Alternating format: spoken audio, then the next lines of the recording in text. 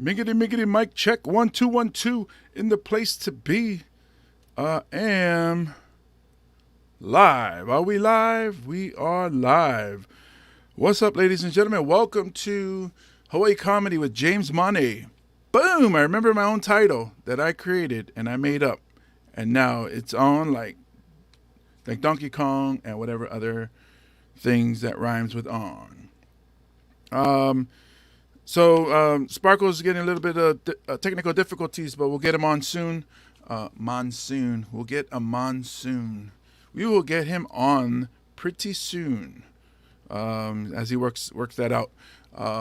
But I wanted to, I guess, update you guys on these hacks or scams that I have been receiving. So I was telling you guys about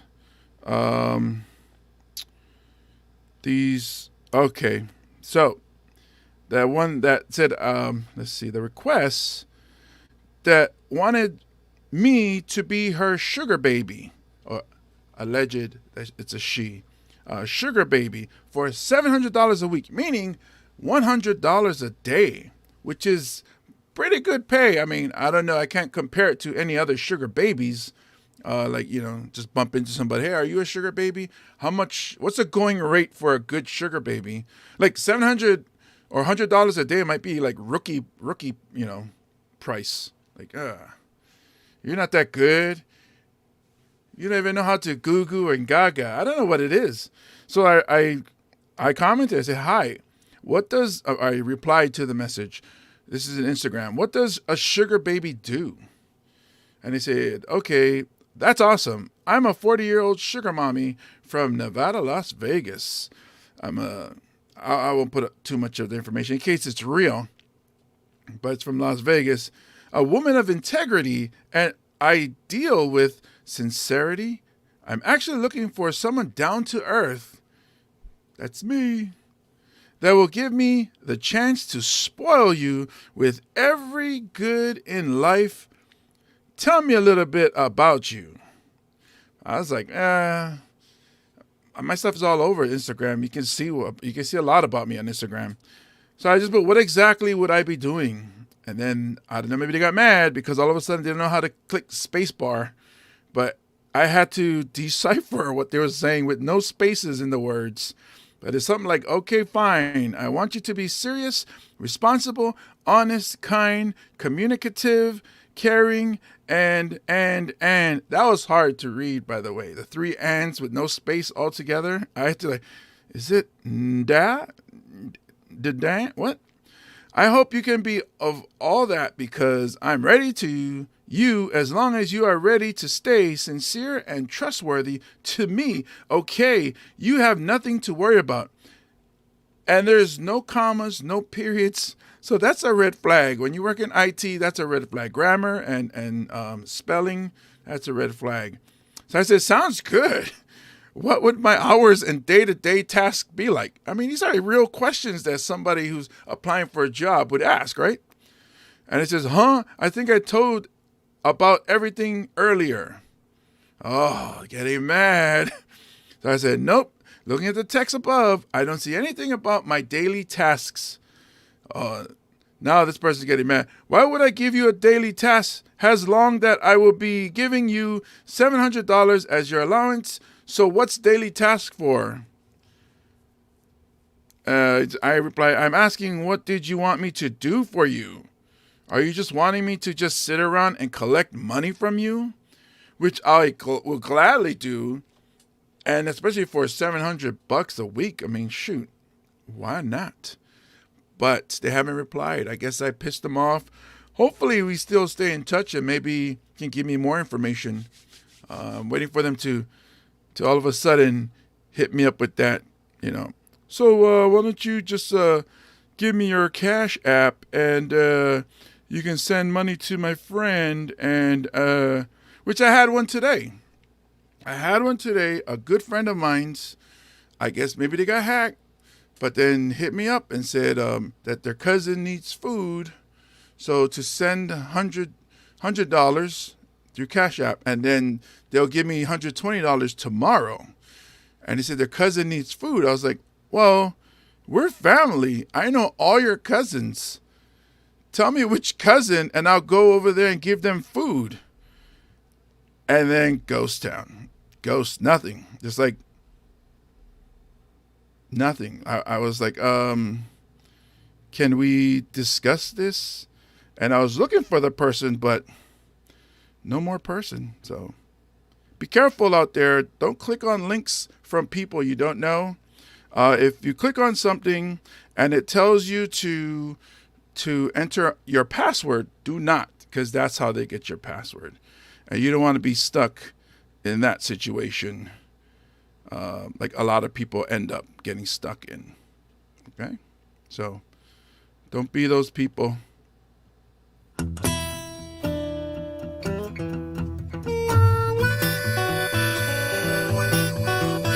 Live from the middle of the Pacific Ocean, it's Hawaii Comedy. With your host, James Money. Island days, clear blue waters, and mountain ranges and dancing daughters. I can't get enough of these island days. Won't you take me back to Honolulu? Yeah, that surf is high and I am too. Sing songs all night long. I live in these island days. Oh, they told me not to fall in love, but I just could not help myself. Oh, I missed my flight again. I was sleeping here with my new friend. Oh, yeah. Island days, clear blue water, mountain ranges and beautiful daughters. Yeah. I can't get enough of these island days.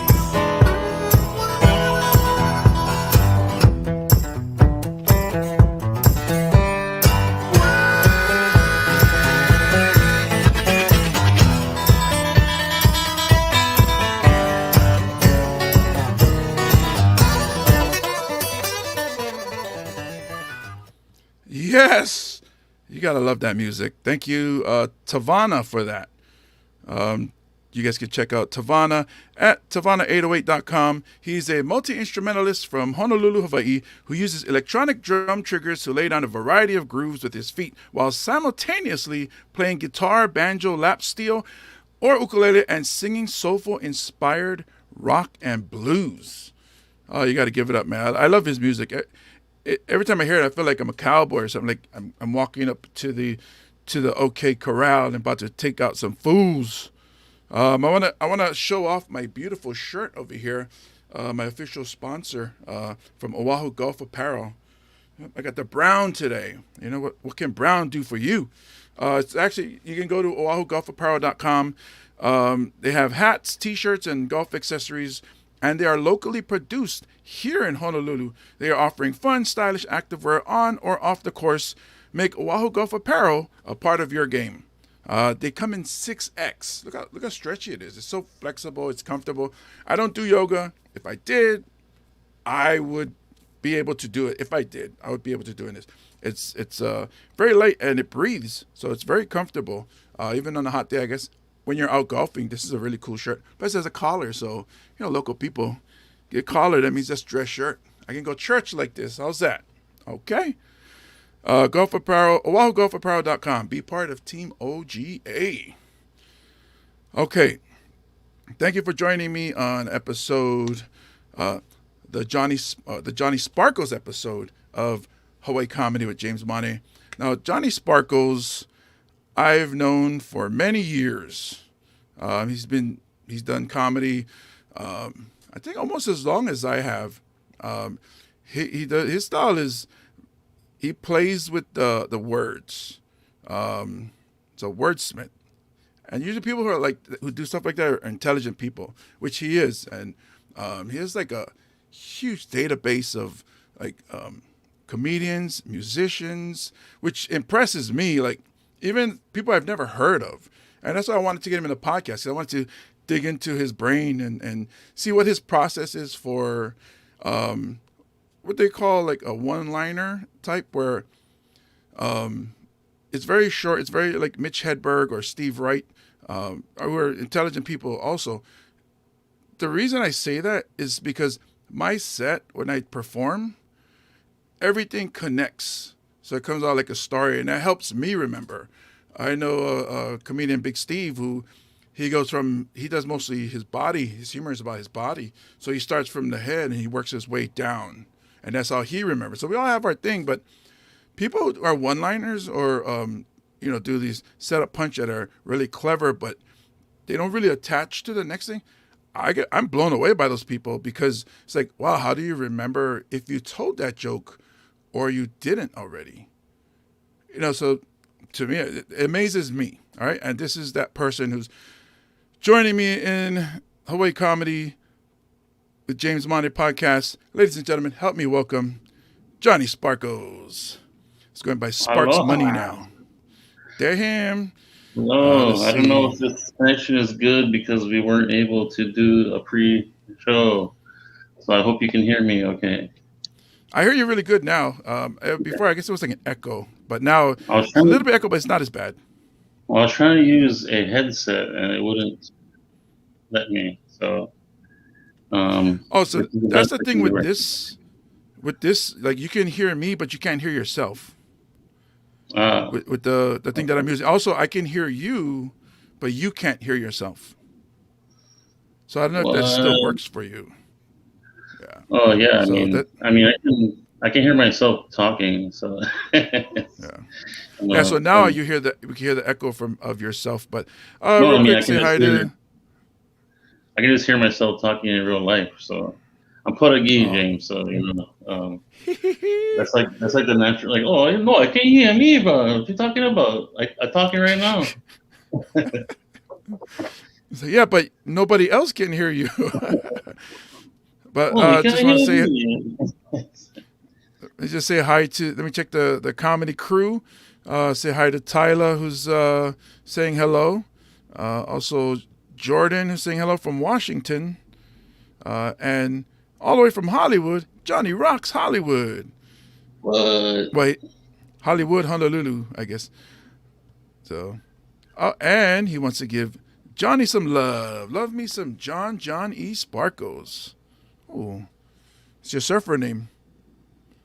Johnny Sparkles. Yeah.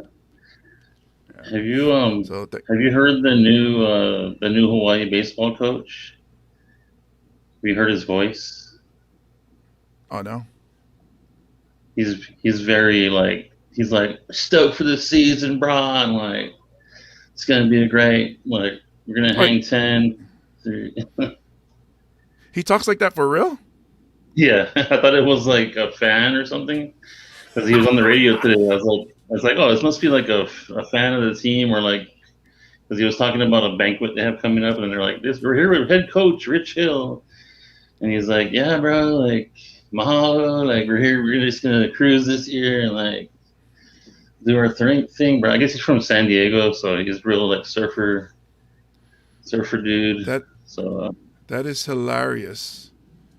That is hilarious. It's kind of a different approach, because our last football coach was very aggressive supposedly, so maybe they're just trying to chill, man.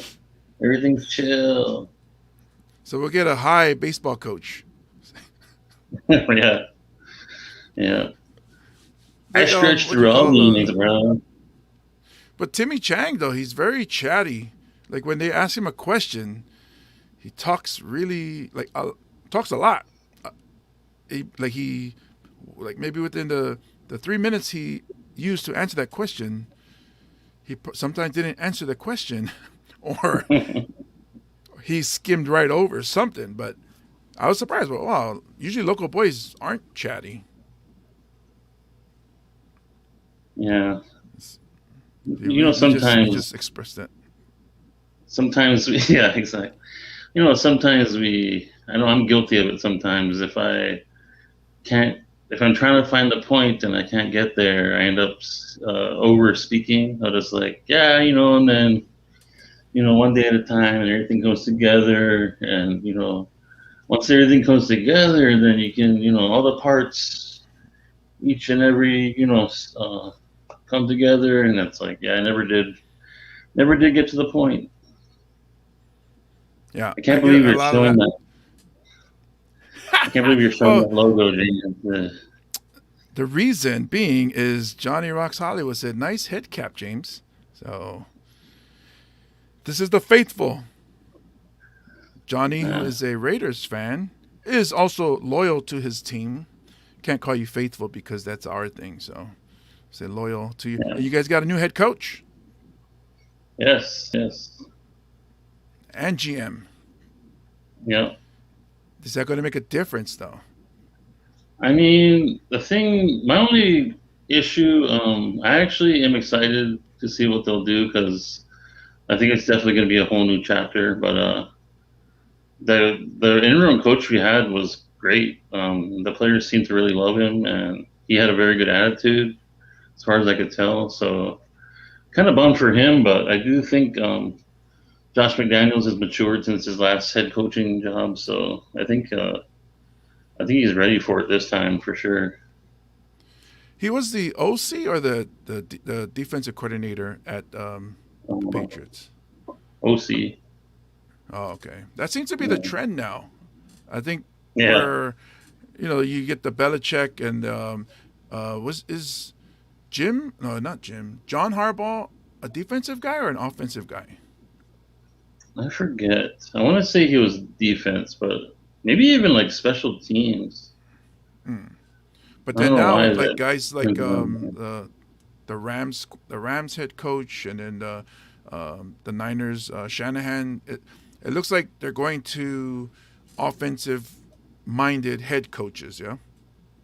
Yeah, there's been like three guys that were hired that like as head coaches that were just offensive coordinators and no other coaching experience, just Mm-hmm. like guys I've never heard of. So I think the Packers, their OC is head coach of Denver now, and then even their quarterback coach got a good job. So yeah, it's all these young whippersnappers, quarterback whispers, and number crunchers. It's basically like guys that were really good at Madden like 10 years ago. If you were good at Madden football, like now you're just a head coach, you know. They made their own plays instead of just went with whatever the computer suggested. Yeah. Well, I think even if like I think like it's just like the spelling bee. I wrote this article about the spelling bee a few years ago, and I was thinking they're not like it's not like they know what all the words. I mean, I think over time they learn what the words mean, but the only reason they know all those words is because of memorization. I think it's the same with Mm. like these football nerds that barely played football, but they're smart with the analytics. I think they just memorize the plays. Like they look at the play on the screen and they can see it. They can see it like manifest into an actual play, and they're like, oh. So I think they don't have like that vision that like a LeBron James would have, or like an athlete would have, but they can look at a play and be like, oh, that's going to work, 90 times out of 100. Yeah. The reason I'm talking sports with Johnny Sparkles, I know it's a comedy podcast, is Johnny Sparkles is part of a team, and then you can check out their website, 808hottakes.com. It's a sports talk radio with comedians. I've been a guest. I'm blessed to be a guest on the podcast or talk show a couple times to fill in when someone went on vacation. But you guys should check it out. It's definitely informative. They go over spreads. They go over injuries and trade talk. So even though the NFL season is coming to an end, like I'm shocked at how much you guys know about like trade and contract negotiations. I just wait and see who's playing for who. So 808hottakes.com. You guys can check out Johnny Sparkles, Pepper Lamb, or Pepper, the misunderstood evil genius, and Paco Loco. So as far as that talk show goes, what do you guys do? We're doing the live Sundays. What are you guys going to get into now that the NFL is going to end soon? I'm retiring. Uh, just yeah, putting it all behind me. Had a good run. It's one season and done. Yeah, well, I think honestly, there's going to be some changes because it's a brand new station. I'm not sure how the ratings are working or if they even know how well it's doing because it's all kind of brand new. But I think as soon as, because Pepper has like a baby on the way and stuff. So as soon as, basically, as soon as the baby's about to be born, I think there's going to be a lot of changes. 'Cause I think Pepper's going to either need to work from home or if he can work at the station, it's going to be very briefly. So he might maybe do like a live show a couple days a week at the studio, maybe the rest at home. But yeah, there's gonna be a lot of changes. He might change the format a little bit, and I might not be on it like all the time. So Uh, it'll be I mean, interesting. it's how it goes, especially when it comes with a crew of people that get together. And for myself, this is why I'm actually doing the podcast by myself and from home. I know this looks like an amazing studio, but this is actually my bedroom. Uh, but it seems that's the way things are trending because it's difficult for people's work schedules or family life or whatever's where everybody three people can meet at the same time and do a show, especially now with the pandemic as well. Say, oh, we got to have some safety precautions or whatever, and that's why I started the podcast because originally the podcast, my first experience with podcast was with Johnny Sparkles and the guys with issues. And did you know that was like, I think 8 years ago, Yeah, 8 or 9 years ago? Wait, no, 2012. That's about almost 10 years ago. yeah, unreal. And then it was Yeah, yourself, myself, um, Russell Kealoha, and Peter Austin. And the way we looked at it was we were four different types of people with different opinions, and we kind of just went and see how it went, and we had a blast. I had a great time. Uh, Another segments I did enjoy was I'm trying to remember how the song went that we made up. I think but it was basically Johnny Sparkles and then the music segment. There's artists.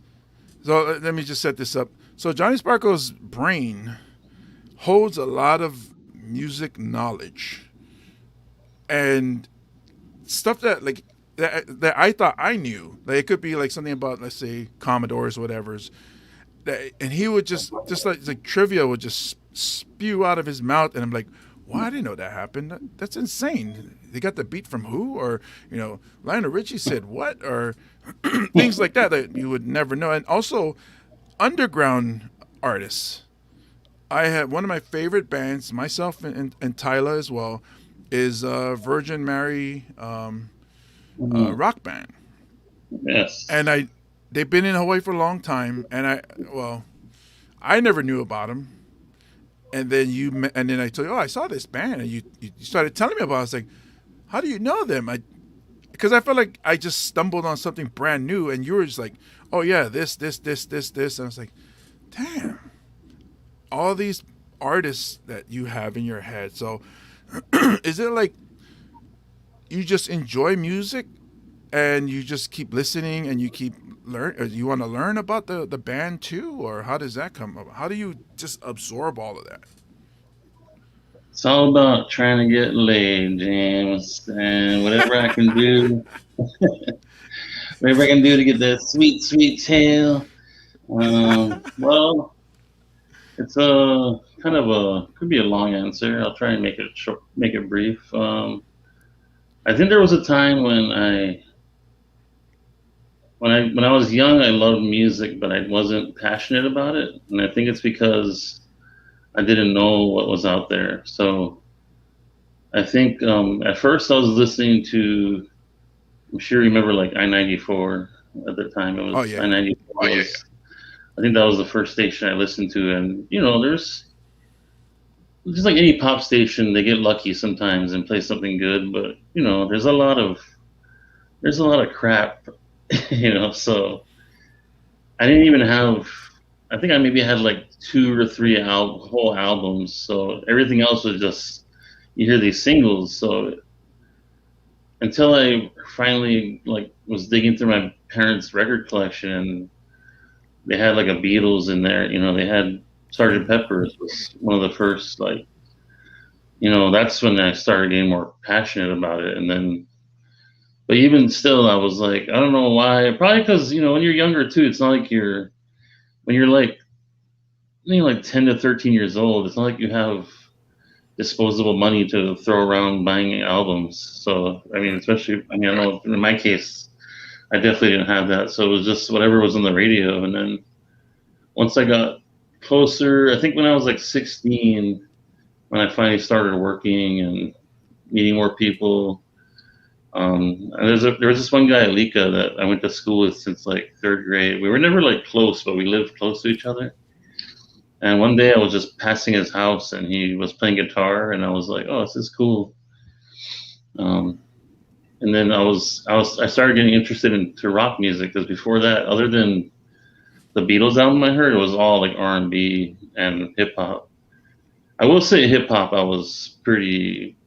Hip hop was one thing I was pretty much like on pretty as soon as I was pretty much as soon as I was like able to process what artistry was. Hip hop was I was pretty much like I was tuned into hip hop, but I didn't know anything about any other kind of music. So I was kind of interested when he was playing the guitar, and then he had all these CDs, and he just kind of let me borrow a stack of CDs, and I took them home, and it was like mind blown. It was a lot of punk rock and sounds I never heard before, and it's interesting. One of the CDs was CDs, kids. I don't know if you remember if you remember those. I have about 700 I need to sell if you still have a CD player. So, of my own album, Homeless Romantic. Nobody has CD players anymore. But anyway, It's streaming on Spotify, by the way. well, I don't know about Spotify right now. Go to iTunes. It's Amazon. It's Tidal. Spotify. I'm not sure yet. I might pull it. I'm talking to my agents, but so one of the CDs he gave me was actually early Green Day, and I remember them saying like Green Day broke up. So I was like, oh, this is like '92 maybe, like. And then so I was like, oh, there's all these like underground bands I'm getting into all of a sudden. I found out too, like, especially if I don't know, like at that time in Kailua, like if you talk to the skaters, like they'll hook you up with the best music because they listen to like hip hop, but also like punk. Right? They're very well rounded. So the skaters, I started because Lika was a skater, so just getting tighter with him, and then knowing like kind of just kept meeting people, and then like your music, like, oh, you heard about that band? Oh, you should check out this band. So it was weird though, because I remember like a year later, Green Day, that Dookie album came out, and they just exploded. So it was like that was my first like hipster moment. Like, oh man, like I remember them before they were cool. But yeah, it was just basically getting to know the right people because I guess I had it in me, but until I heard the right stuff, like Nirvana. I think that time too was I graduated in '93, so that was right about the time that the music world was changing because Nirvana kind of like changed even top 40. Nirvana changed the face of top 40 for a couple of years because when Smells Like Teen Spirit came out, like Michael Jackson was number one, and like New Kids on the Block were still popular, and then overnight, like all that stuff started to die, kind of. Yeah, so. Yeah, it's interesting that you say about the skateboarders because I guess for them it's more about the energy. So it doesn't matter if it's hip hop or grunge at the time or rock. It was just the energy that they liked with that. Because I remember back then they started getting to I know it was like the big video cameras, the VHS, camcorders, whatever, but making videos of um, them skating and stuff. Yeah. So I guess, and surfers as well. So like the music that went like, that's how I found out about Red Hot Chili Peppers was from surfers. We had a bunch of surfers at our school, and then I was like, what is that they're listening to? And this is before Blood Sugar Sex Magic. So it was more punk sounding or ska sounding. Mm. It wasn't Yeah, it yeah. wasn't as rhythmic or MTV friendly. See, you MTV.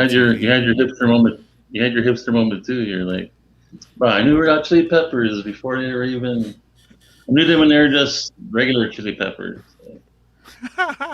They were still they weren't ripe yet, so it was green mild chili Yeah. peppers.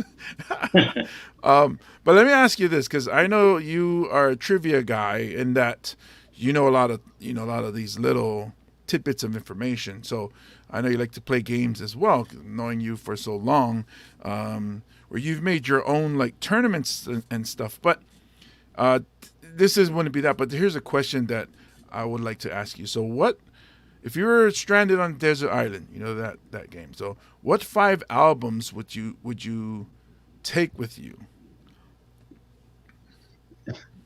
Take the Beatles anthology. No, I'm cheating. Cheater. But I'll take a box set of Pink Floyd the box. Bob Marley box set of 4 CDs. Yeah. Or I'll be the person that has no fun and be like, I just bring my iPod, man. Um, See, man, it's so hard because I feel like it changes all the time. But I mean, Well, I know it's mood, the way you feel at the time matters. So, right, like today, they said, "Hey, grab your stuff and go. You can take 5 albums. What's it gonna be, I think Sparkles?" I think I would take. This one's hard because I used to. There was a long time where, for a long time, it was always the low end theory, but Good one. I still prefer the. I kind of like the mindset they had during low end theory, but the grooves, like the all around package of Midnight Marauders, like the older I get, the more that album means to me. It's just like so well produced, and Hmm. it's just and it gets me. There's more songs on there that get me hype. So Yeah. Midnight Marauders would be one. Uh, let's see. I just had another one in my head. Metallica, probably. I would probably take Injustice for All. I don't know if it's like it's another one of those things where it might not even be my favorite album from them, but it's like there's certain songs on there that the instrumentation is like so beautiful, like it just gets me there. I think it's like one of their. It's kind of like when they were still not super. They hadn't like sold out yet, really, but they were definitely like you could hear the pop sensibility in their songs. So there's a little bit catchy because I still have I listened to a lot of top 40 when I was growing up. I still like poppy stuff, like stuff that sounds good. So Oh yeah. probably Justice for All. Let's see. Oh man. Um, there's a Pearl Jam. There's a Pearl Jam live album. It's like for a while they were releasing all their live albums independently. I don't know if they still have them, but I have a couple. That's like the only CDs I have left is a couple of those. They did a concert in New York. It was their first concert back in New York after 9/11. I think it was like 2003, maybe like early 2003. And it was just very emotional and like beautiful. The crowd was perfect. It was the first time I listened to the album, I just because they have a DVD of it, but the first time I listened to it, I was like tearing up, and I'm like, I'm not even like at the concert or watching it. I'm like, this is magic, and the reason I like that album too is it made me appreciate their deeper cuts because like you have CDs, you like skip around or you don't even Hmm. Hmm. after a while you don't even listen to half the album anymore. So I was like, oh, there's some good songs I forgot about, so I like that.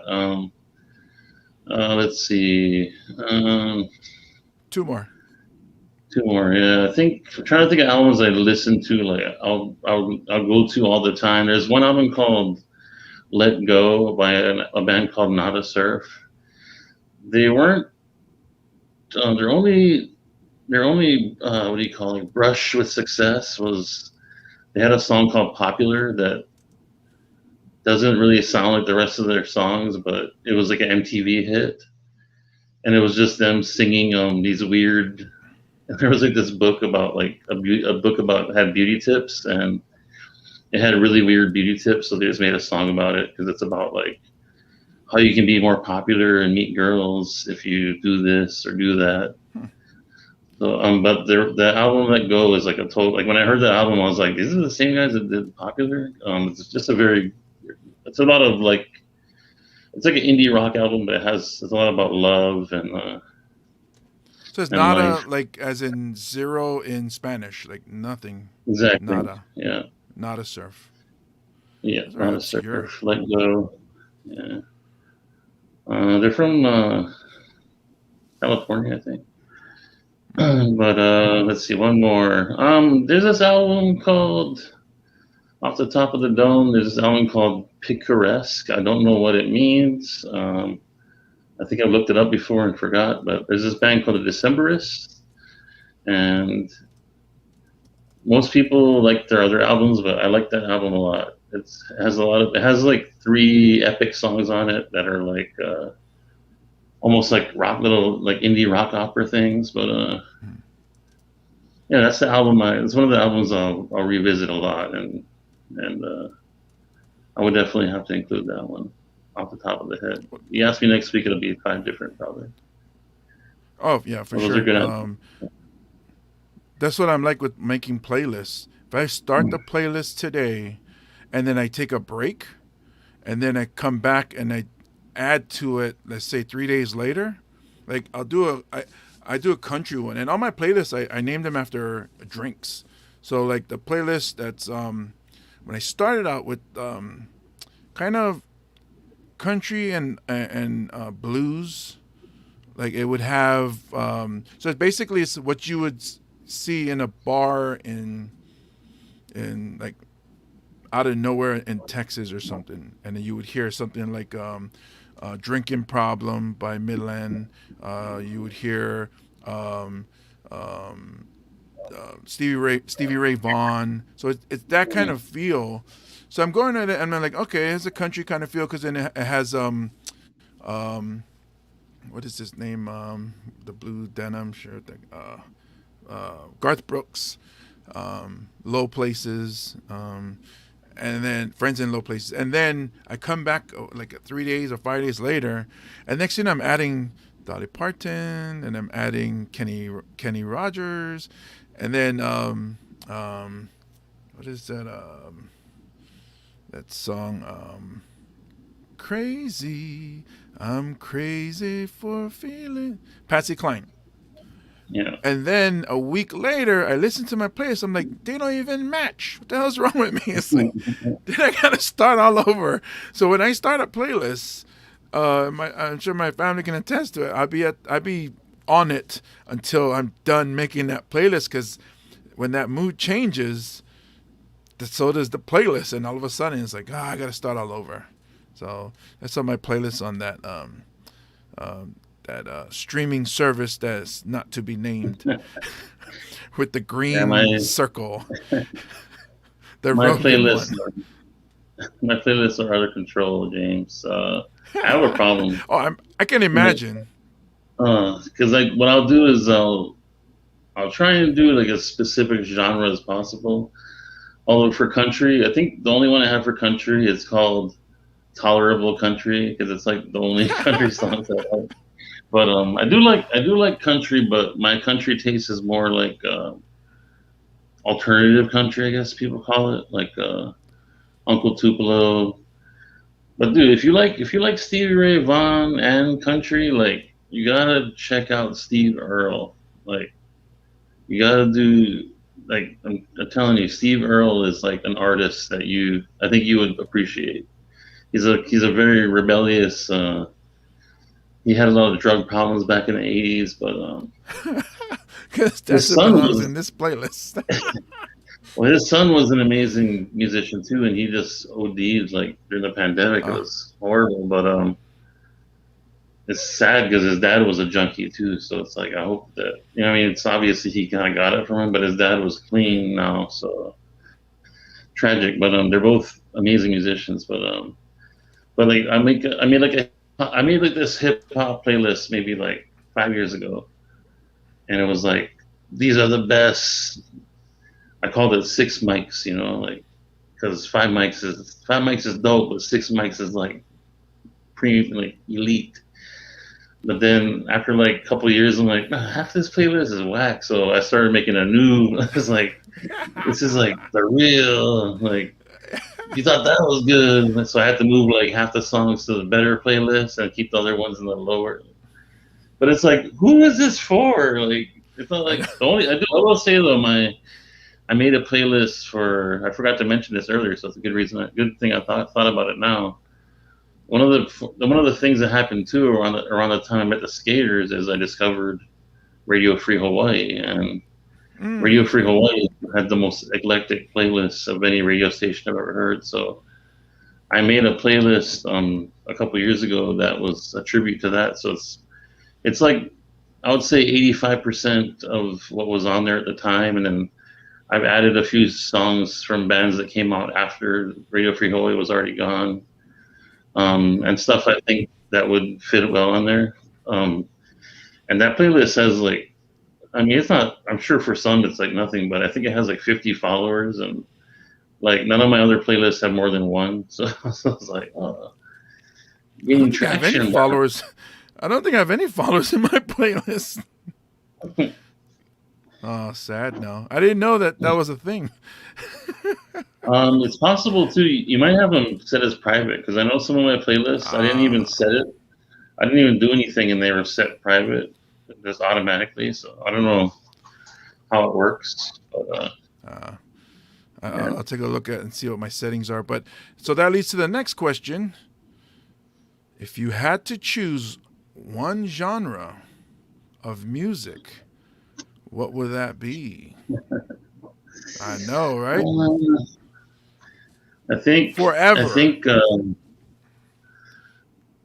think hip hop because it's the music that I was first passionate about, and it's still a big part of my life. So I think the fact that it's been that big a part of my life for almost 40 years now, it's a good sign that I should probably stick with it, But I always thought when I was younger, like, how stupid it would look when you're like 85 years old rocking out to like EPMD, like,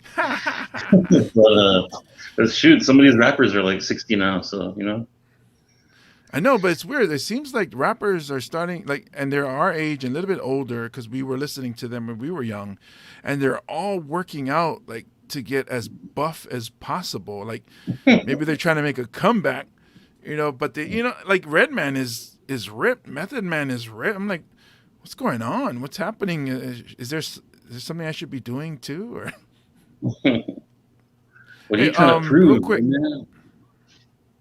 the Decemberists. What kind of music is that?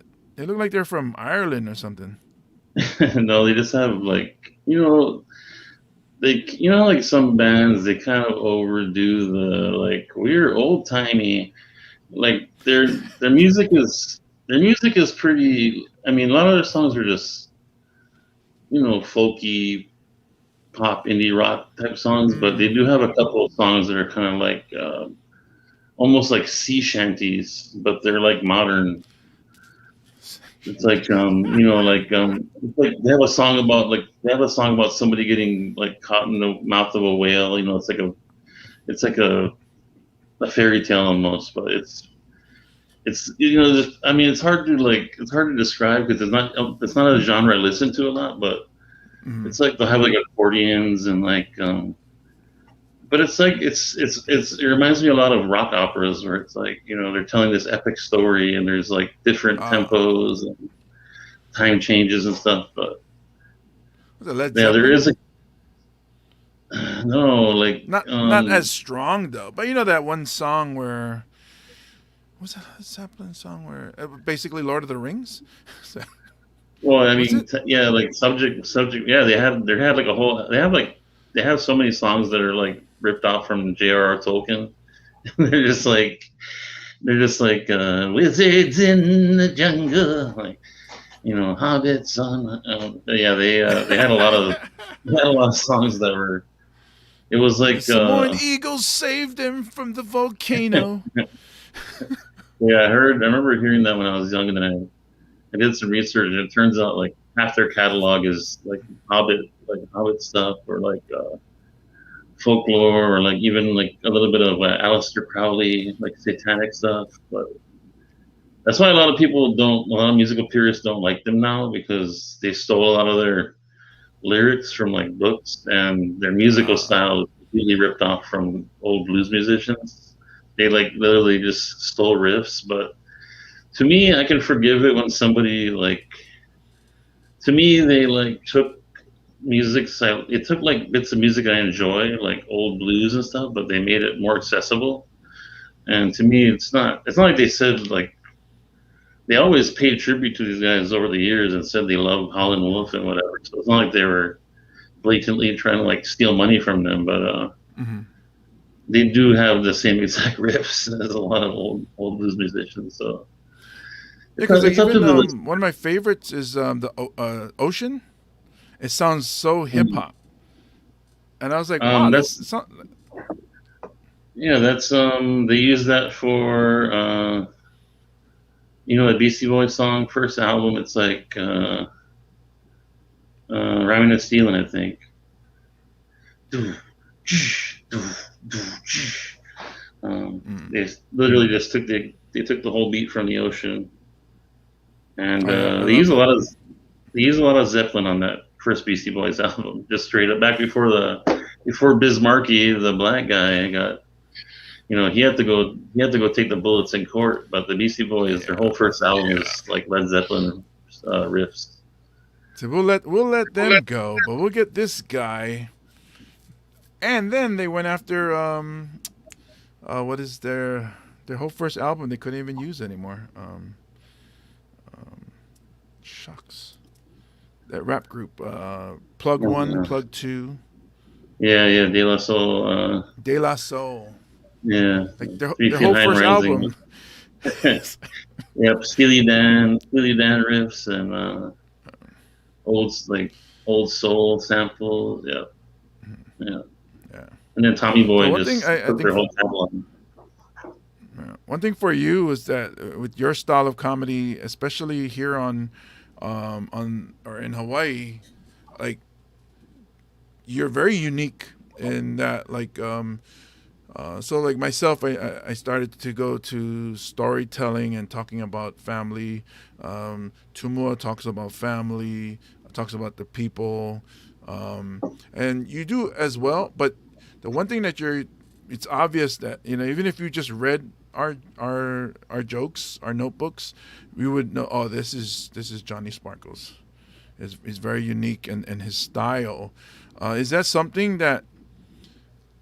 Because I know you're inspired. Like, let me see, who's your inspiration to that style, and is that something that you thought like I want to do it this way, or it just happened?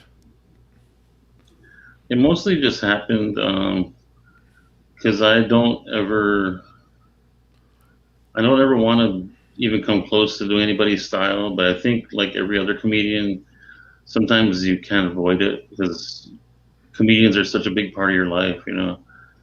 So I think that Mitch Hedberg was definitely like a huge influence, and maybe too much at times. But I try to make it my own voice, and because it's like there's one-liners. Because sometimes I do this as a fun little like thing after shows. Sometimes is a few of us comedians will stand around in a circle and just throw topics at each other and try to do it as Mitch Hedberg. But Mm. I'll come up with original jokes that way, because it's like somebody just throwing stuff at me and I think of a joke. So I'm doing it in Hedberg's voice, but it's just a joke. Like it just so happens that some one-liners you can hear in your head, like, oh, Mitch Hedberg this would be a great Mitch Hedberg joke, you know. Unfortunately, he's not here to tell him anymore, but it's No, but I do see that. I do see that. So like when we watch, because we're all still fairly new. Like you look at guys like Joe Coy. I mean, everybody's getting to know him this past few years, but he's been doing it like over 20 years, maybe even close to 30 or something. But he's been doing it a long time. A lot of comics, it took them a long time to get to the point where they're at today. Some were lucky and they're blessed right away. Even Kevin Hart has been doing it for a long time. You just didn't know about him until recently. You found out about whoever you are found out about him at the time, and you think, oh, this new guy Kevin Hart. It's like, no, he's been doing it for a long time. For me, like the thing that I have a problem, which I think might not be. It's a problem for all of us as comedians, stand-up performers, where when somebody goes, "Oh, tell me a joke," like we're all like, "Hey," and it's funny because I talked to Andy Bumatai about that, and I was like, "Oh yeah, somebody came up to me at some event, and then they just say, hey, why don't you go ahead and tell some jokes?" It's like, oh, we don't just turn on like that, it's. And the room isn't set for a stand-up comedian to go up and just start talking. But when I talked to Andy Bumatai, he was like, oh, just do what I do. So when they tell me, it could be like, you say you're at somebody's barbecue and there's a lot of people there, and it's like, hey, why don't you go in the front and tell some jokes? And they said, oh yeah. I thought, okay, sure. Just go get a light, a spotlight, get a microphone, an amp, and a speaker, and then preferably a red vinyl curtain in the background. You get all of those things, and I'll go up and do it. No problem. It's like, and I was like, yeah, because I cannot tell a joke. Whereas where you would one-liner, and I don't live in your shoes, so I'm asking. I'm sure you get asked. I would guess that it's for you. You can just fire like something off. Somebody to tell me one joke. I wouldn't be able to do that because my stuff takes a long time, a lot of pieces where you can just boom and then just keep nailing them left and right is my guess. And if I'm wrong, I'm sorry. Well, for one thing, the one time maybe once or twice I did try to actually, because one time it was like my family on the Big Island, and I very rarely see them, so I was like, I'll give them a couple of jokes, and somebody was like, that's corny or something. I'm like, this is why we don't tell jokes to people. But for me, it's like, it's not just, I could tell them jokes, I guess, but for me, I'm not in the mindset to tell a joke, even if it's a short joke. And it's kind of insulting to me because I consider myself like, as condescending as it may sound to some people, I consider myself like a writer artist, where I'm like, oh, you're 1,000% agree. Like I'm working hard to construct these jokes, and I want them to come out when I'm ready to tell them. I don't want to just like, hey man, like drive by somebody and go, hey, you want to hear a joke? To me, if it's like a No, I'm sorry. I'm cracking up because I just pictured as you said it. He's just driving through town and be like, hey, why did you cross the road? Did you hear the one about the sheep? Yeah, it's my arms are tired. Maybe if you're a comedian, if you're a comedian that's known for like telling street jokes, or you're like a little bit of a hacky comedian, maybe. But I mean, I guess it's not fair to any comedian. But to me, it's like you're asking me to tell you a joke. Like you never come to a show, right? You probably don't have the same.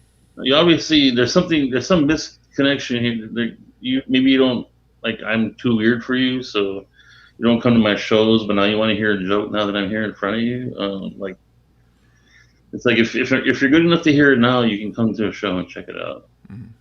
Yeah, sometimes I think it's like they're just telling you, I guess they're doubting you and they go, "Go ahead, tell a joke so I can just destroy you in front of everybody." And then I'd be like, "Oh, look, I'm better than the comedian." And that's how I take it sometimes. So when people ask me, I'll find whatever excuse I can to not do it, and to be like, "Oh, I don't Mm-hmm. tell jokes, and I don't do it like that." And and then when I get invited to like a friend's wedding or party, and then they go, "Oh, you mind doing a set?"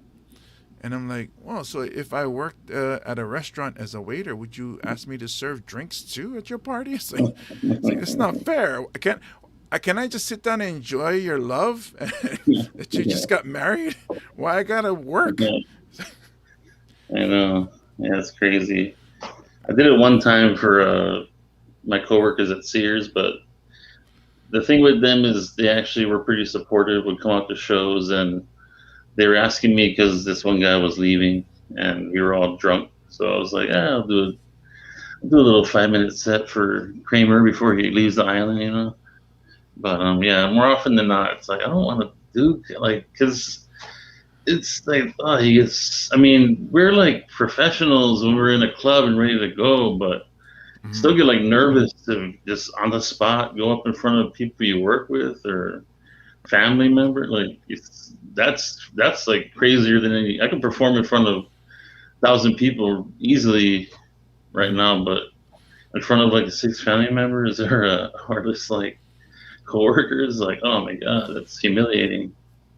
Or they can ask you, like, "Hey, Johnny's a comedian. Johnny, why don't you get up and tell us some jokes?" And they, "Oh, well, Leilani's a stripper. Why don't you get up and start taking off her clothes? How about that?" Right? you know, Yeah. it's like, why do I have to perform in this backyard, but we got to go to the strip club to see naked Leilani? Let's have her Yeah. strip over here in the back of this townhouse and call the neighbors, see if they got change. And just in case anybody here is not a comedian watching, if you're the guy that goes like, "Hey, you guys were funny tonight. I've been thinking about doing comedy. Check out this one joke. You can stop it. I want to try comedy sometime and wait for us to respond. But if you're the guy that starts telling jokes, like I guarantee you, I don't think I've ever heard anybody do that and tell me a half decent joke. They've all just the worst jokes. So just save yourself some humiliation. Try an open mic. That's what open mics are for. Try an open mic. Don't do it. Don't just tell some. Don't tell a comedian a joke right after they went on. It's like for number Yeah, one, it's insulting. Number two, it always sucks. Not as and funny as also you if think. Just because also if you're Henrietta at reading work. it to us. Yeah, yeah, we had we had one of the new comedians come up, and then after we performed, and the open mic happens after, and he comes up and says, "Oh, what do you think of this one?" And pulls out his phone and is re- reading his material, and it was like, I can't believe he's doing this. In my head, I'm like, I can't believe he's doing this. The other comedians were being nice and listening, and I was yeah. like, well, first off, don't do that. I was like, I'll stop you right there because nobody's really listening right now. You have to be in the right setting. If we're still in the performance area, yeah, we listen to it, and you're reading stuff you wrote that you haven't chiseled down to the gem that where it's at its funniest point, and now you want us to hear everything. So like that's leading to my next question for you. What is your writing process like? Do you? Because I know you do jot things down, whether it's on your phone or in a notebook. Or like, is there something that you see and it sparks something, or is this something that you think of and you go, "Oh, that's funny." Like, so how does the brain work to get those funny lines that you have? I see what you did there. It sparks my memory. Um, before I forget, I just want to ask you if you remember this happening to you because I think it was somebody here. I honestly can't remember who it was, but it was before I left to Vegas. So sometime between 2010 to like 2014, there was this guy he did stand up, but I don't remember who it was, but when you stand in a circle and you're talking to other comedians, he would, start off talking normal, and then maybe like 2 minutes in, oh yeah, like, did you guys hear about like that thing happening? Like he'd bring up something out of nowhere, and then he'd start doing material like as conversation. And I'm just like, what kind of sociopath thinks? Number one, like I know what a joke sounds like, so I know you're doing material, right? And, like it's like when guys go on talk shows and they're like, "So I heard you like roller coasters." Oh yeah, like, roller coasters are crazy. And they set them up, but it's like in this case, nobody set them up. You just said, it's like, "Hey, you guys like roller coasters?" Because I got this. But anyway, my honestly, like when it comes to like, I mean, one of the main reasons I'll tell you one of the main reasons I don't do a lot of stories is just because I don't think there's anything interesting in my life. So, and like one of the things I did write, I actually have like a lot of long form bits I haven't performed yet because honestly they're like harder to memorize, and there's a lot. And one of them is about like tragedy, so it's like very like almost like I might save it for like a one man show type thing, but or I would definitely like maybe do it like for a special, like an album but as far as my normal material nowadays, most of it just pops into my head. But I do reading stuff, or honestly, like a huge thing. A lot of people would hate Twitter, but scrolling Twitter like makes my brain go. Scrolling Twitter is actually very beneficial for me as a comedian. It actually is where I also, when I first started out, before I even went on stage, I tested out joke writing on Twitter, and that's what gave me the confidence to try them on stage. And when I first did comedy, it was like almost all of my minors, because I was writing in that voice. It was almost like just reading tweets, But nowadays too, the thing that's changed a lot. I think last couple of times you've seen me, you might have noticed, but I do like, I would say like more than half my sets now are improvised. So Oh wow. I'll just start talking, and then like I know for a fact that last time you saw me, I was going all over because I was talking about, I think, remember that guy yelled out like Hawaiian Spider-Man, like, and then I did like a Hawaiian Spider-Man bit, not knowing that there was already a famous Hawaiian Spider-Man video supposedly. But anyway, when if somebody yells out something and it sparks something in me, Hey-o. I'll go off on that. Like my newest bit came from, I was doing a show at Next Door a couple weeks ago, and I was talking about, because Next Door is kind of like a punk venue, and a lot of the people that work there are like rocker dudes. So I was talking about them, and I'm like, I was talking about punk, and like who's punk? Like, who's punk? Like, are you punk? Like, get in the pit if you're a punk. And then I was asking people like what bands they like, and then somebody mentioned Green Day, and then all they said was Green Day, and I did like a 5-minute. And it's a new bit now, where I talk. I'm actually in the bit. I'm Billy Joe Armstrong, and the lead singer of Green Day. And the joke is like, the way I set it up is, do you remember when Green Day was punk, and then they realized we could make money, so let's get an acoustic guitar in here and write a slow song. And so it's me as Billy Joe Armstrong, like in the studio, like yelling for an acoustic guitar, and then getting mad at the string section for not playing on time. So it's just me like going off on it, like, and like it just came out of nowhere, and it worked. Like the first 2 times I told it, it's one of those bits though. It will only work if there's like enough people there. Because I did it one night when there was a very small crowd, like 90% comedians. And it didn't hit as well, but if there's an audience, I can usually. I mean, I've only told it like a few times. It just started, but Yeah, and it's one of those I can add to. It's completely improvised, so I add to it every time. So Yeah, so nowadays, that's why like with you at the level you're at, and how as long as you've been doing it, and the hours that you've performed, is you know what will work and what won't work. Also, you know how to set it up and then give the punchline so that okay, here comes the funny. I build the tension up, and then boom, laughter.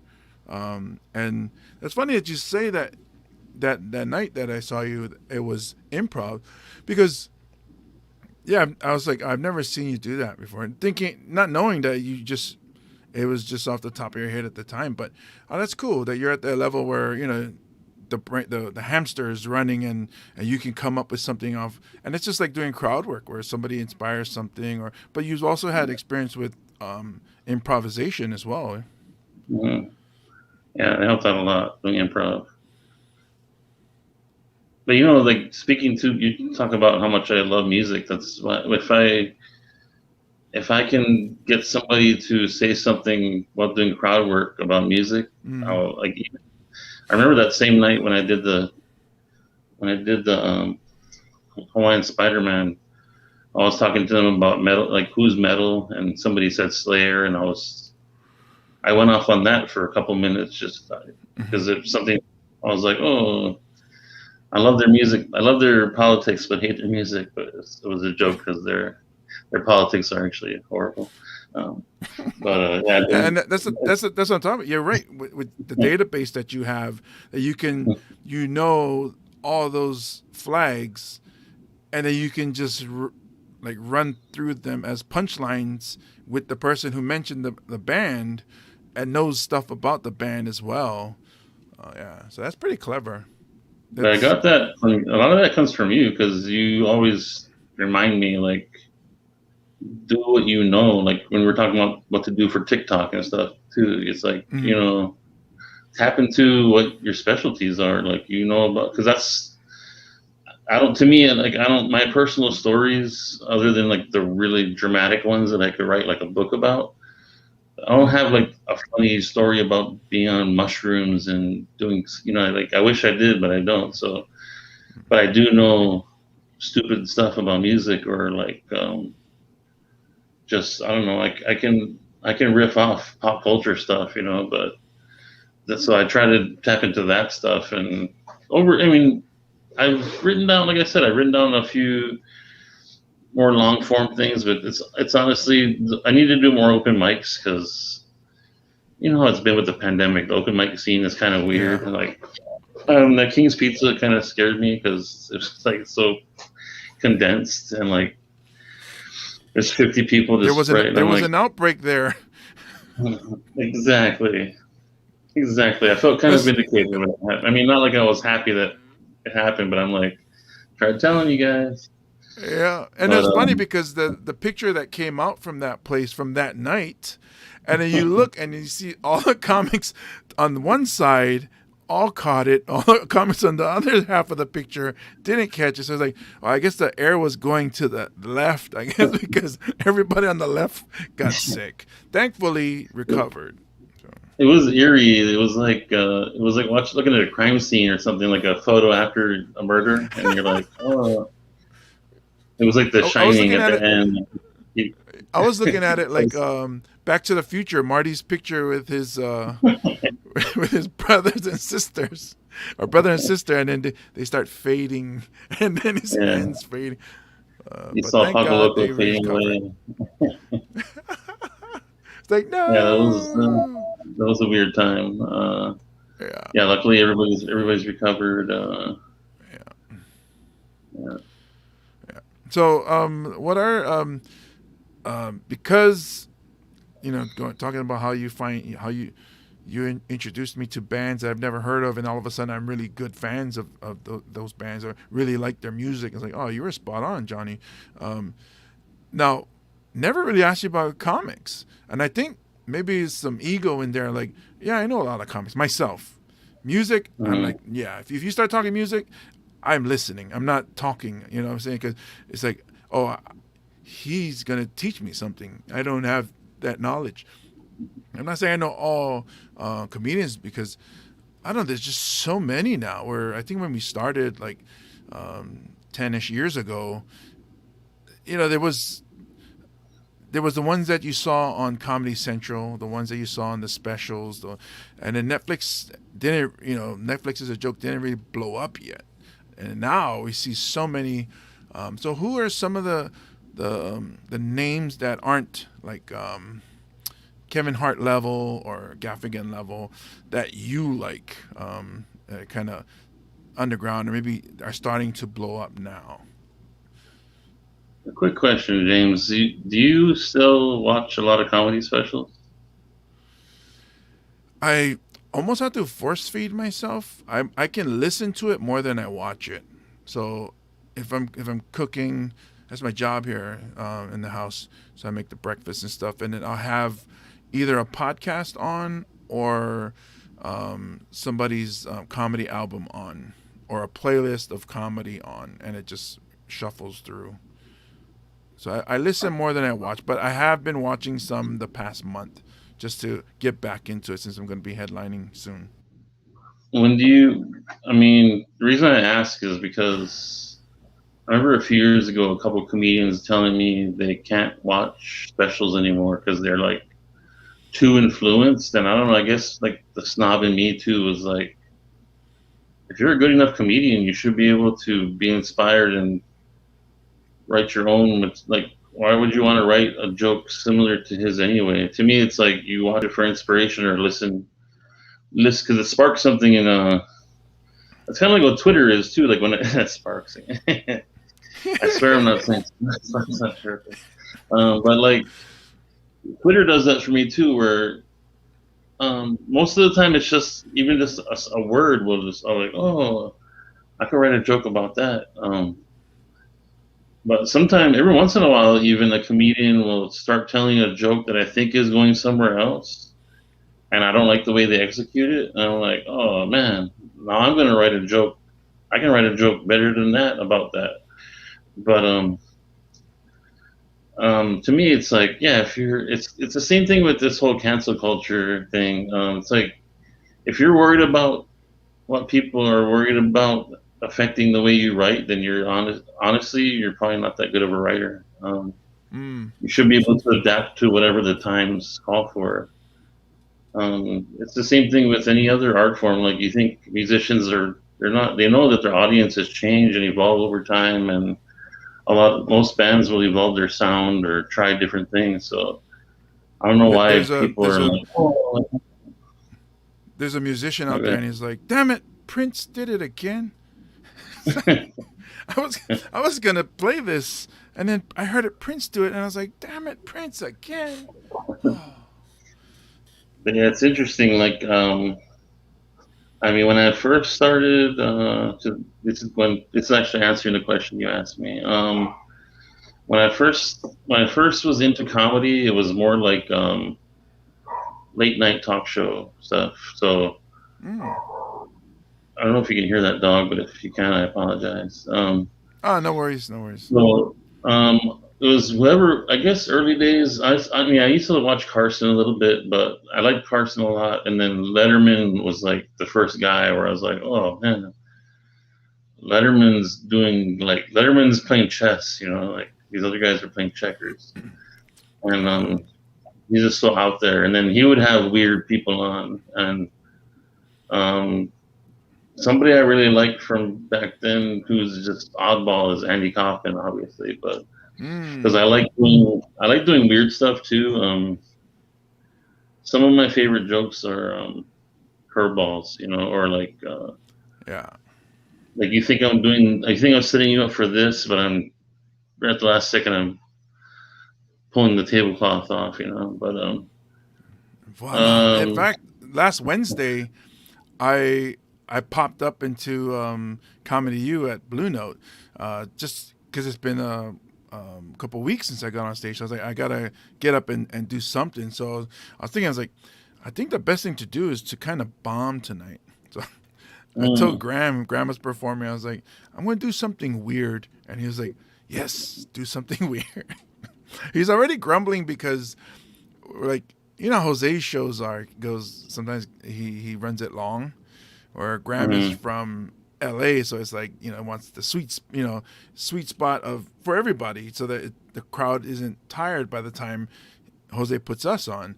So when I got up and I was like, I'm gonna see how long I can go without saying a word.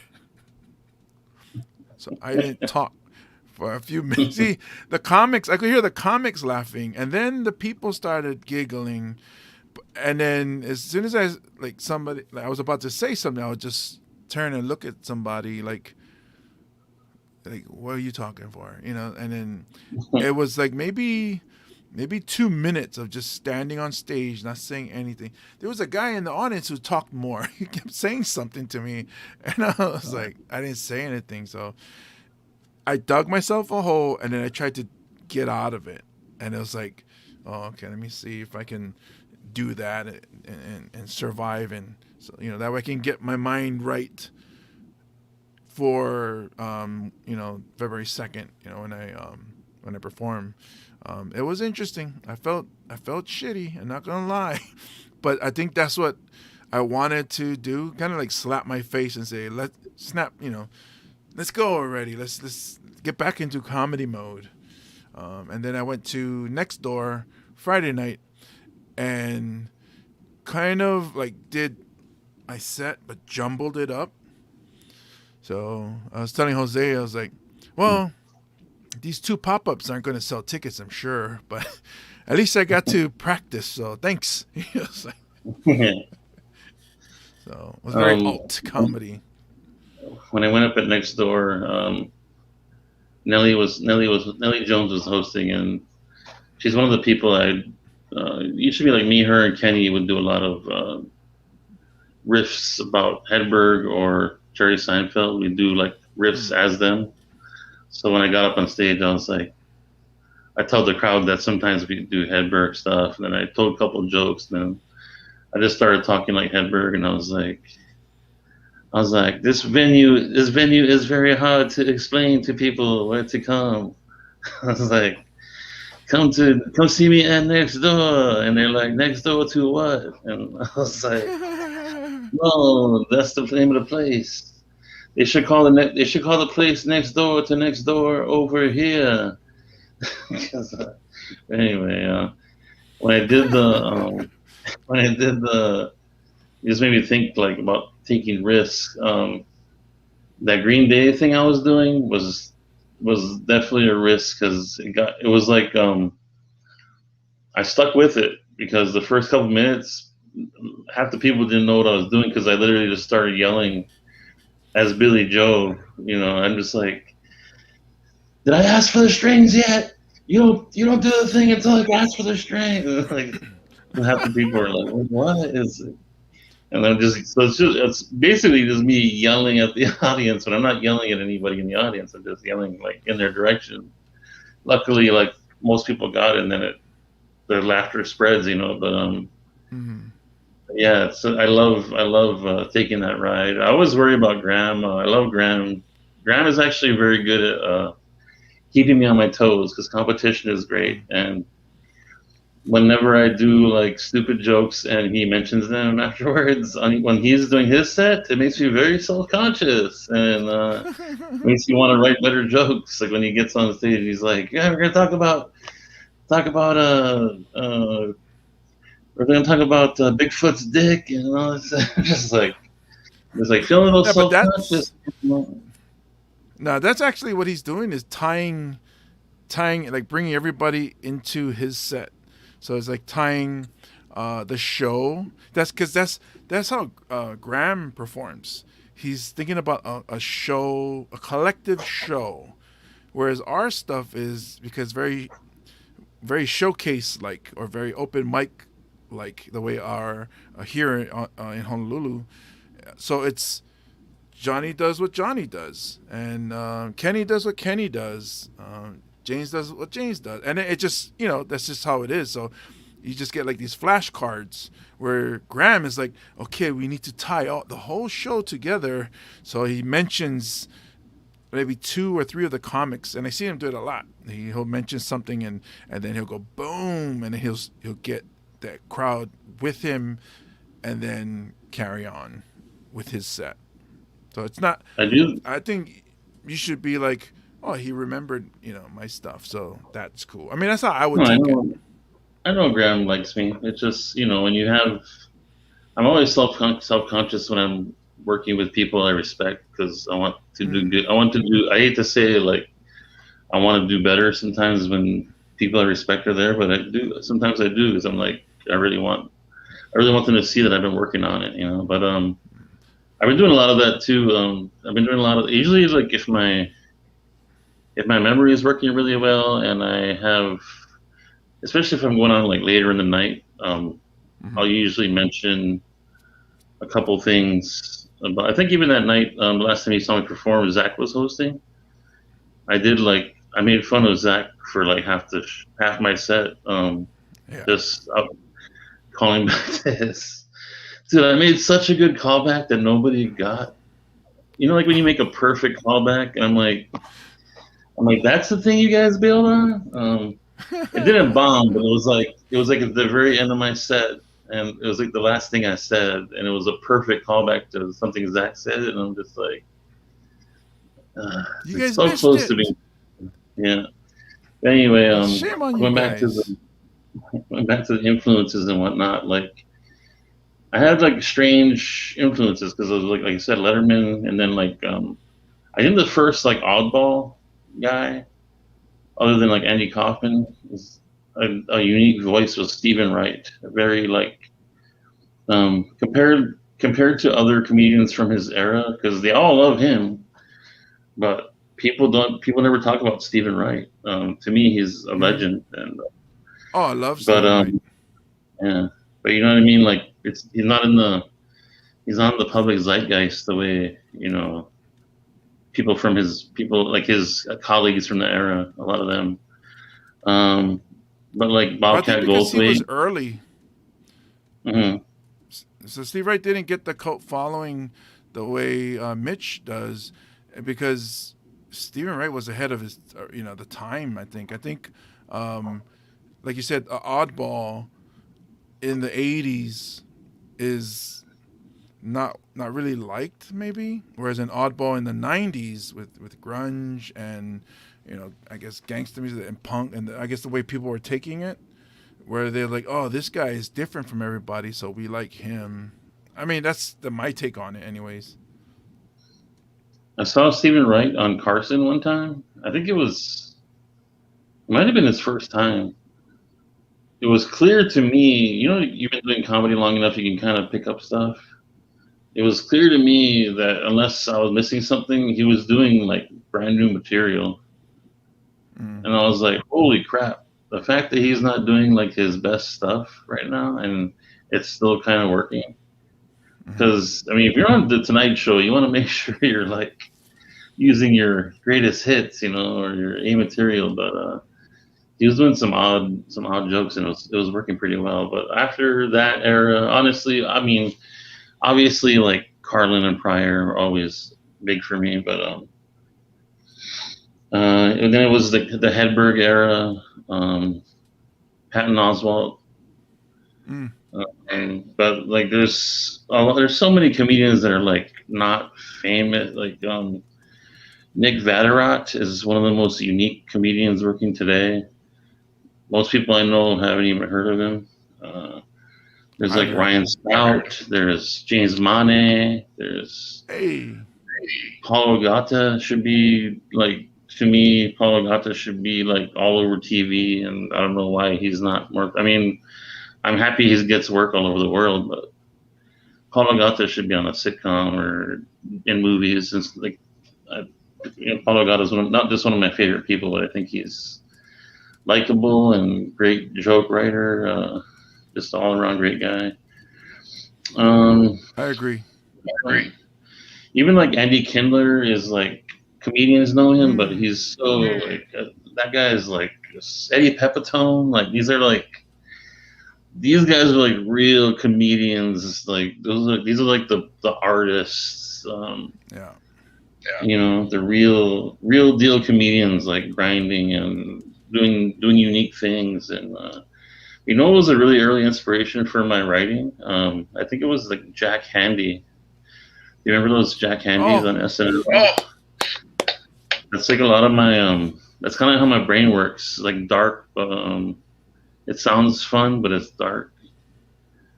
So it's like da da da one da da one of my da da da favorites. da. One of my favorites, Jack Handy, that was on SNL. Or back then it was called Saturday Night Live, yeah.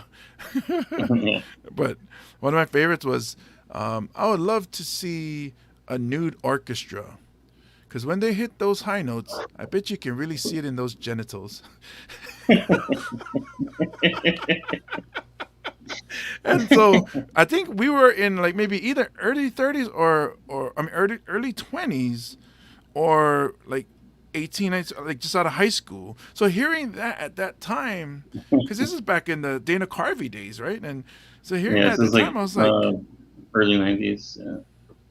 yeah. So I was like, damn. And I think that's when it hit me. Not that I want to be a stand-up comedian. It was that joke threw me for a loop. You know, like wow.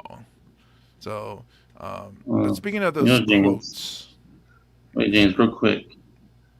To me, clowns aren't funny. In fact, they're kind of scary. I've wondered where this started, and I think it goes back to the time I went to the circus and a clown killed my dad. Deep is that thoughts Steve? with Jack Handy. Oh, that's funny.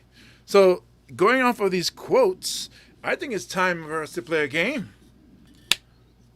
Ba-da-da-da-da, gonna play a game with James Man.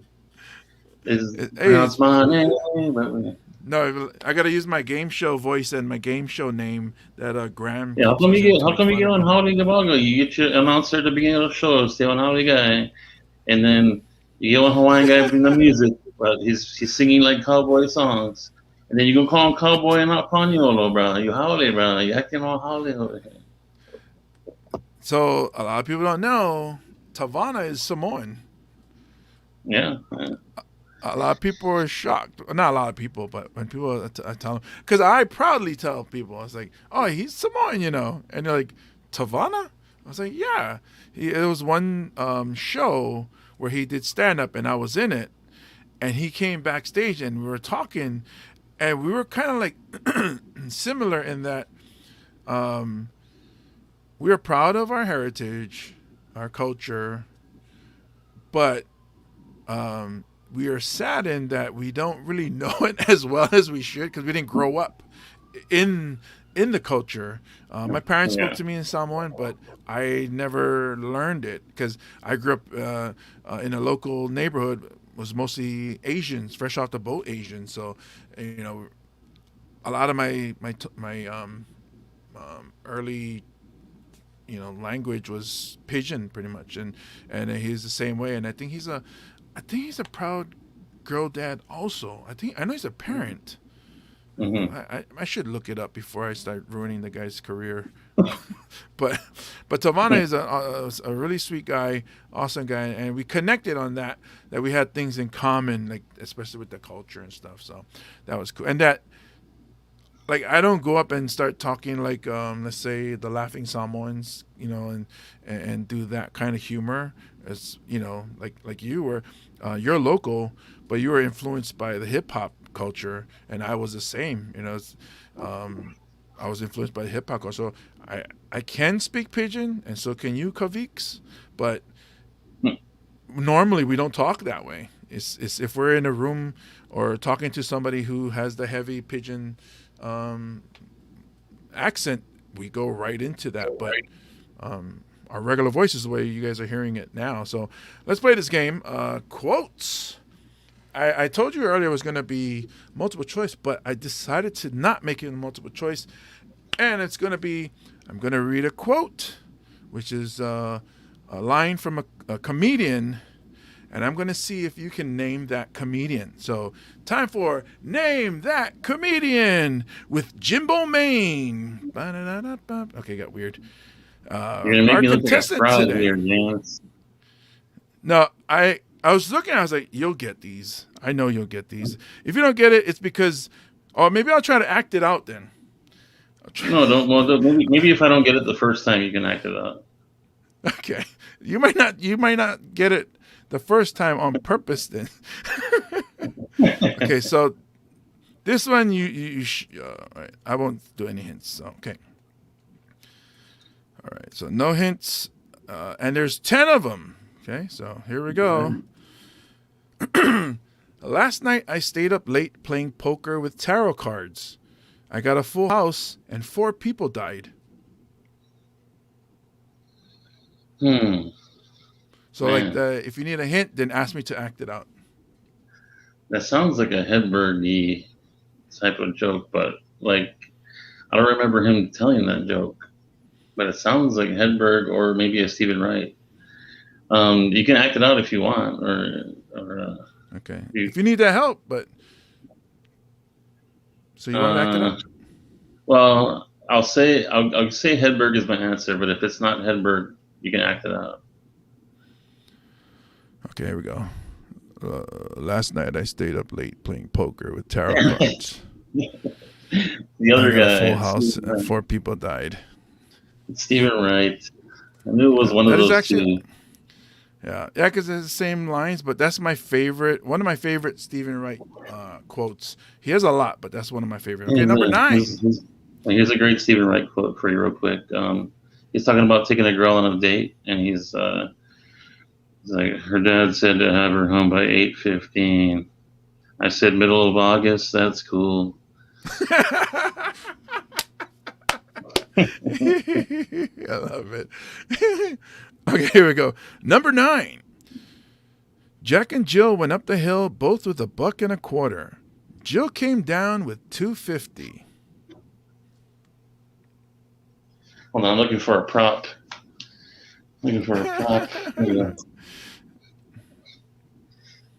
Jack and Jill went up the hill, each with $1.25.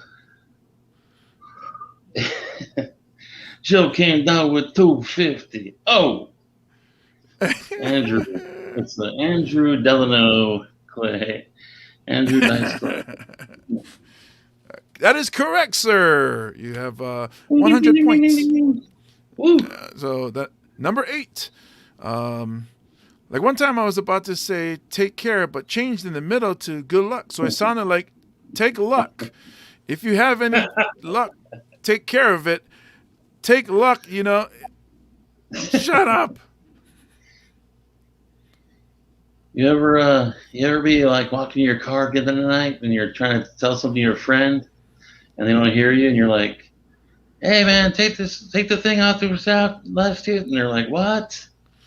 And you're like, that is fast. And after a while I start messing with it. I'm like, did you get the floopies from the Scap and Trap? And after a while they're just like, yes. It's Brian Regan. Yes, sir. One of the funniest human beings alive, Brian Regan. That is correct, sir. You have another 100 points. Johnny Sparkles at 200 points. He just needs 500 points to get to the round with 500 points. Okay, so here we go. Number 7. I wanted to buy a candle holder, but the store didn't have one, so I got a cake. That's a Hedberg. Yes, sir, Mitch Hedberg. That is correct. 300 total points for Johnny Sparkles. Number 6. My psychiatrist told me I am crazy. And I said, I want a second opinion. He said, okay, you're ugly too. So, I went to a psychiatrist and he asked me for a second opinion. No respect, I tell you, not even for my own psychiatrist. Oh. Rodney Dangerfield. That is correct, sir. Ding, ding, ding. So there's another 100 points. You have a total of 400 points. All right, the next one, number 5. You don't pay taxes. They take taxes. It's got to be Christopher Rock, probably. That is correct, sir. Chris Rock. He calls it a jack. They jack you. Number 4. I don't have pet peeves. I have major psychotic hatreds. Ooh. Yeah, it gets the next 4 is going to be tough. To me, that sounds like it could very well be George Carlin. I'm going to say Carlin, but I wouldn't be surprised if it's somebody else. Feel free I to don't act out have pet peeves. I have major psychotic hatreds. I can't do a George Carlin impersonation, but you are correct, sir. Oh, nice. Yeah, that is right up his alley. Okay, now the next 3 are really tough, and I hope you get them. Number 3. I used to play sports. Then I realized you can buy trophies. Now I'm good at everything. Damn. I know I've heard that too. When I act it out, you'll get it. Well, maybe not. I'm not that good at acting out. Just saying. Man. I feel like I know that joke. Can you give me a geographical region where this person might be from? Ooh, that's If you don't have to look it up, but I thought you might know. His is very unique. Okay, it's from New York City. See, I was thinking it might be Seinfeld. I'll just say Seinfeld, but if you want to act it out. Yeah. I used to play sports. Then I realized you can buy trophies. Now I'm good at everything. Wow, it just sounds like random white guy. He is a random white guy, but he ain't this guy. He ain't. Ray Romano. No. I don't know. I know that. It sounds very monotone. Very monotone. Yeah, I'm trying to think. Yeah, I could tell you were doing a monotone, but shoot, I'm drawing a blank. So he had a special on Comedy Central where he also drew in the special, and he would draw. Oh, Dimitri Martin. Yep. Sorry, my impersonation of Dimitri Martin wasn't that good. So number 2. He does a lot of looking around between. He's very nervous. Yeah. He takes a lot of time. Yeah. So number 2. My ex-girlfriend had a really weird fetish. She used to like to dress up as herself and then act like a fucking bitch all the time. I wouldn't have got this one either. I know I've heard every one of these jokes I've heard, but it might have been like one time. You know what I mean? It might have been one time. Oh man. Shit. Hey, what's up, this Missy? Is like this is like a 90s comic, right? No. Really? Well, wait, is it a? Okay, so if it was, it wasn't. It's 2000. Shit, it sounds like somebody's voice too, though. I wouldn't put my voice on it. Huh? Not Bill Burr. Here's a hint. He has a keyboard. Keyboard. He plays music. Craig Robinson? No. Keyboard. What was the name you said first? Fuck, I forget. Shit. I don't know. Okay, so the answer is Bo Burnham. Oh wow. Yeah, that doesn't even. To me, that sounds like a. That's like a. That would have been a perfect like '90s, like Richard Lewis joke or something. Yeah.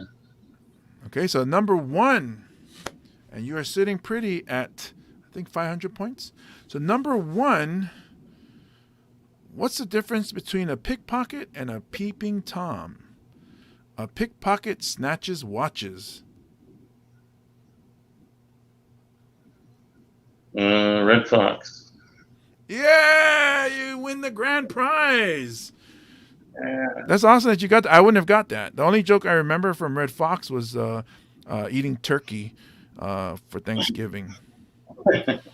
Just stylistically, I was like, who would tell it? I'm trying to think about the comedians that always told dirty jokes, and Red Fox is definitely on the top of that list. Yeah, and if I went to that thinking like you did, I would guess like Dolomite or something. Yeah. That would have been way off. But yeah, oh, Missy Ketchum is watching. She said hello. She Hello, finally catching. Missy. She's watching on Twitch. Oh, Twitch. Yeah. I was For kind of sad. Twitchers. Kind of sad. Oh, go ahead. No, What happened? I'm I kind of said sad all you the didn't Twitchers. have all the Twitchers are coming in. Yeah. Did you get the thing yet where people like raid your room? You ever get that? See, I don't know yet. I don't know what Um, she's supposed. Missy is the one that wanted me to get on Twitch, and she's gonna give me a tutorial, I guess, when she's off from work. And then it's funny to see like Andy Bumatai in his age and just running down the lingo from Twitch, and I'm like, what's that? I don't know. I gotta go look that up every time. well, the raid is when like somebody will be streaming and then their stream is over, so they'll send all their viewers over to your page, and it's called a raid. Ah. So I haven't had that experience yet. So I don't even know. I guess I'll find out eventually. But yeah, congratulations, sir. You 600 points that you can use at Imaginary Store. And in that Imaginary Store, you can get whatever you want. 600 of them. I'm so mad at you. You didn't do one Hamburger Jones joke. You didn't do one Alonzo. It's too easy. You're like, who said this joke? Hamburger. Hamburger. Who says this? This shit right here. Oh shoot! Hang on. No, This shit he right wouldn't here. say. He doesn't say shit. You know the story behind Hamburger? He started saying hamburger because he refused to swear, and so Oh, hamburger would help him. That would like ground him to not swear. so every time he's like, "This hamburger, my hamburger." No, like that's what I don't get is the joke. It comes at the end of the joke, but I guess it's Right, just right, his right. way of like. I mean, it doesn't really make any sense, but his jokes. Doesn't. Have you ever seen? Have you ever seen his I seen him sets? on. Like they're Yeah, I seen him on Def Comedy Jam, and even the horrible. way he's dressed and the way he talks, I'm like, nothing matches. Yeah, I think he had definitely identity crisis. But it was like he would tell stories that went nowhere, and then he'd just be like hamburger. Yeah, and This he's just fool, laughing this at fool over hamburger. here. Look at these guys' boots. This dude looked like he ran away from the carnival. Hamburger. Yeah. That's what I mean. So even this shit right here, that's Cat Williams. So it's like too easy. So I had to challenge you a little bit, and you did great. Appreciate it. Yeah, So I'm pretty happy. what is next for Johnny Sparkles? You got any shows coming up, or where else can people see you other than what I put here on your Instagrams and at Wu-Tang Comedy, and your Facebook? You have two: Johnny Sparkles, JOHNNY Sparkles, and JON space E space Sparkles. But also Sorry, your YouTube channel. I didn't mean to make it that complicated. The only reason I have multiple Facebooks is because one of them has my Spotify account attached to it, and when I tried to delete that Facebook page, it wanted to erase my whole catalog. Oh. So I had to keep it open, but they may have changed it by now. But anyway, well, I mean, there's my comedy page. There's so many Johnny Sparkles pages. There's my comedy page on Facebook, but nobody really uses the fan pages anymore, as far as I can tell. So, but Facebook to me is a kind of dying. The algorithms ruined everything. Nobody ever sees my posts anyway. So I do take pride in my Twitter. So if you want to follow me on Twitter at Sparkles Knows, KNOWS, that would really help out. And I plan to do more TikToking this year, hopefully with or without James Money, but hopefully with. Uh, um, I have a lot of good ideas that I want to Is that accomplish. is that Yeah, correct? At that's it. Sparkles Nose. Per- Okay, on Perfect. Yeah. Twitter. And Instagram, I'll usually, if I post something big, I'll usually post it on Instagram as well. If I have shows, I'm thinking about taking February off of comedy just to like save money, but because I need to save money. But Mhm. you can catch all my. If I ever have a show coming up, you'll always see it posted on Instagram as either a post or a story. Just honestly, like just if you see just for all comedians you follow, like if you like their stuff, click like. It means it's stupid. It shouldn't matter, but the way algorithms work right now, if you're not giving us feedback, like nobody's gonna read our stuff. So if Mhm. you honestly like the posts you're reading, don't just even if you comment like, but just take the time to click like because a lot of us that's our this is to help us with our careers. Mhm. Believe me, I wish I didn't have to use any social media. It'd be a lot easier if I could just perform. And one of the reasons I had to take February off is because I don't make enough money doing comedy. So just please like posts from the comedians you love, support local comedy, and if you have a podcast, let me come on. I feel like I'm a pretty good podcast host. I have a good life story. I like cool things. I have cool friends like James Money. So yeah, but James Money is one of the main reasons I'm still doing comedy. So support him, and I'm so glad you're doing this podcast. I hope it's going well for you, and you're getting a lot out of it. 'Cause, yeah, Yeah, and you it's not deserve. just a one-time visit. You will be visited again, and you'll be a guest on the podcast again. I mean, as many times as I'm planning on doing this podcast, and it's something that I pulled from Graham Elwood, which is just go out and do it, and it'll evolve, and it'll look like this today. A couple years from now, it's going to look way different. I mean, if you look at Yeah, his YouTube channel, um, he has over 2,000 videos in one. So like, he has different like lists, playlists, or whatever on yeah, his YouTube, and one of them was yeah, from when he started. And I remember when he started his podcast, it wasn't even called Political Vigilante like it is now. But when he started it, it was a laptop and him talking to the laptop, and you see, the hotel that he was at when he was traveling, yeah. and the background of the I hotel. So remember that. yeah, and then he built it up, and it now is how he earns his living. And was lucky because during the pandemic he didn't have to do live shows, which shut down in the Yeah, mainland for a while, and now is thriving with his podcast. So for me, that's when I was like, you know what, that's what I need to do. I need to look at um, long run, and not just being something that I'm going to try a couple of days. I have to commit and go all in with it. So for sure, if there's something that you're passionate about, go for it. The only person telling you not to do it is yourself, because there's actually people who told me not to do this podcast this way, but it's like, I don't know any other way, so I'm just gonna go. And if people like it, we grow. If not, then I'll just try something different. But yeah, this won't be the last time you're on here, my brother. We will have you on again. I keep saying we because I'm used to having a group, but we the people of the comedy of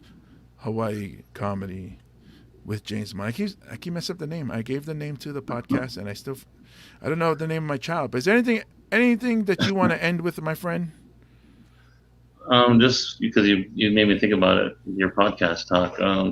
I am tinkering around with doing some kind of music podcast, but I have a lot of ideas. But I want to. It's one of those things like I want to make sure I have the time and focus. Because because I already know. I already think the content will be awesome, but if I don't have the time, if I don't give it the proper time, and like you have a schedule, I want it to be to the point where I can actually make sure you're gonna see it these 2 days. So I don't want to start it as much as I want to start it like right now. I want to make sure I have it all figured out before I do that. So stay tuned. I will have something on the horizon at some point. But other than that, just you gotta go for it. And then what I learned from Graham and other podcasters, I'll gladly share with you, brother. So, ladies and gentlemen, thank you for listening to the podcast. My man Johnny Sparkles signing off for the people. God bless you, brother. I love you. Love you, man. Thank you so much for having me on. It's an honor. One of my brothers in comedy and thankfully in life now too. So, all right, talk to you later, bro. All right, and that was Johnny Sparkles, ladies and gentlemen. Thank you for listening to the podcast. My name is James Money. I got food downstairs waiting for me, so you know what that means. That means I gotta go.